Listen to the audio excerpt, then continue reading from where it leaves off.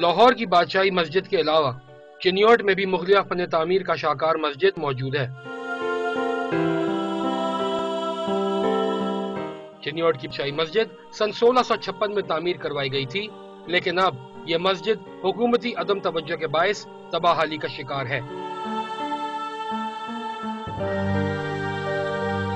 مسجد کے دروازوں اور دیواروں پر کی گئی نقش نگاری مٹ چکی ہے، جبکہ اس کے تالاب کو زمین دوز نالیوں کے ذریعے پہنچنے والا پانی بھی بند ہے۔